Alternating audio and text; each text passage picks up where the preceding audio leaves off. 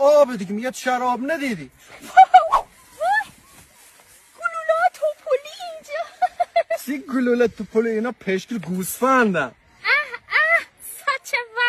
ساچوا نیستن به خدا، پشکل گوسفند. پشکل. اوه مای گاد، بابایی. باباته؟ بابایی چی میگی؟